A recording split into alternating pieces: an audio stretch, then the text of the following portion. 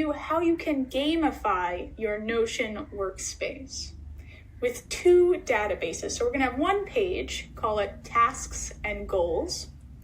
We're going to have a database for just big goals and another database for tasks that break up those big goals. So we'll have to connect these two databases. From there, I want to create a point system. So whenever you complete a task, you get a certain amount of points. I'm going to show you how you can collect all of these points over time and return something like a level up formula, so that upon a certain amount of points you've gained over time, you go up to level 1, level 2, level 3, and so on. Now, the gamification of tasks is simply just an incentive. It's another reward-based technique, and you can customize your Notion space to support gamification.